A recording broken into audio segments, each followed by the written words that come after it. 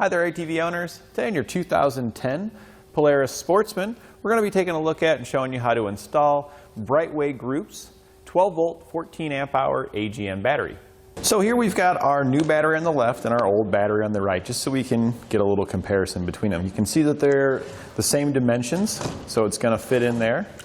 The dimensions for this battery, if you want to know if it's going to fit in your particular ATV, 5 1/4 inch long by 3 1/2 inch wide and 6 1/2 inches tall. And that's the same as our battery here, so we know it's going to fit perfectly fine in the tray.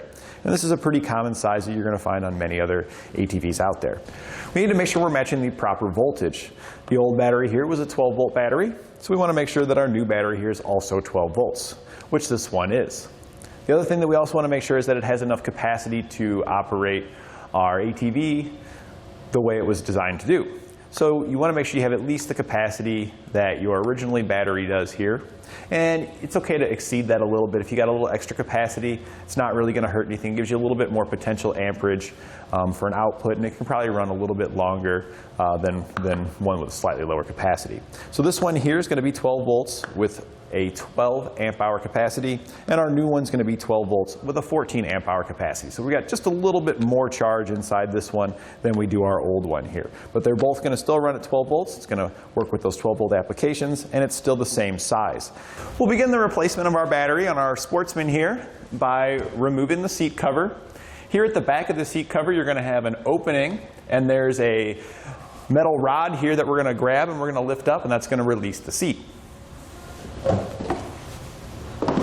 And then we can just set it aside. And here we have our battery exposed underneath our seat. It's held in by the strap here, and we got our positive and our negative connection right there. Our customer also has a battery charger or maintainer strap attached to it, so we'll be making sure we hook this back up for them as well. You can get little battery chargers and maintainers just like this from NOCO here at eTrailer. So we're going to go ahead and remove the 2 bolts. We're going to start on the negative side here. We're going to use our 10 millimeter socket to remove the bolt. Oftentimes once you break it loose, you can then just remove the nut by hand. A lot of times it's a little bit easier that way. And then we'll disconnect the positive. Let's save that. Remove the cables from the battery. Now all we got to do is just disconnect our strap here. You can either unhook it from the top or the bottom, whichever one you find easier. Usually once you unhook it from one, the other one just kind of easily flies off of there. And now we can just remove the battery. And now with this guy here, we're going to be removing it through the wheel well. It's a little bit easier to just get it out this direction. You could actually take the entire thing out from the wheel well. I just found it a little easier to see if you looked up from the top under the seat. So we're just going to slide this guy out of the way. Our old battery had the positive post, you can see here on the right, with the negative on the left. It's flip-flopped on our new battery here. Our negative's on the right side and our positive is on the left. So that could potentially cause some issues if your cable length is not long enough to be able to put this in a different orientation, whether you can just install it like this to have on the right side, if this offset's going to affect your cable or not. So you just want to pay attention to that to make sure it is still going to work. What we're likely going to do is put it in exactly how this one is, and I think there's going to be enough cable length to where we can just cross those cables and make the appropriate connection, because you don't want to hook them up backwards. It's very important you put your positive to your positive and your negative to your negative. So now we're going to go ahead and install our battery. One more thing I want to mention before we put this in is that when you get these batteries shipped to you, they may not be at a full charge, and it is recommended to fully charge the battery before you go to use it. If it's a little bit undercharged, it has a chance to prematurely wear the battery.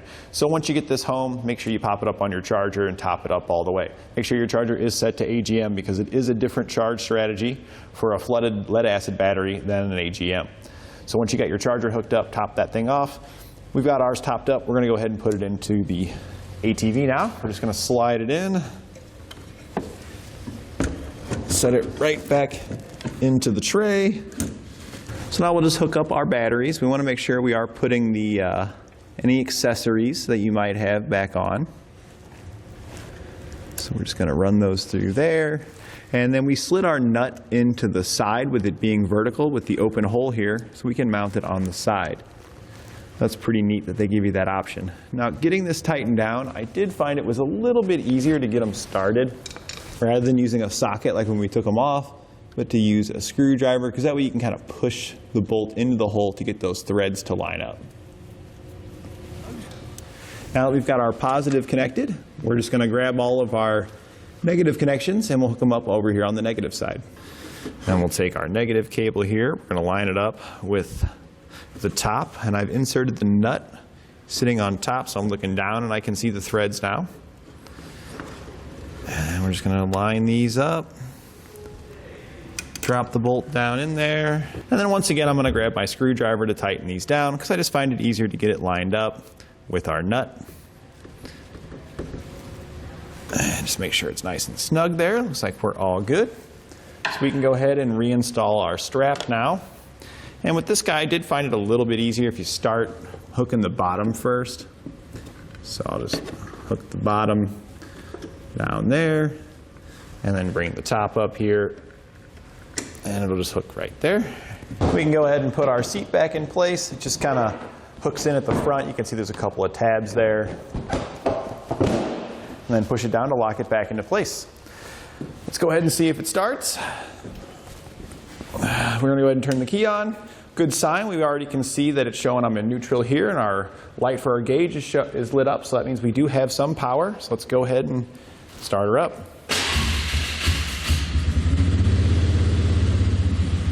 Seems like she's running good. And that completes our installation of Brightway Group's 12-volt, 14-amp-hour AGM battery on our 2010 Polaris Sportsman.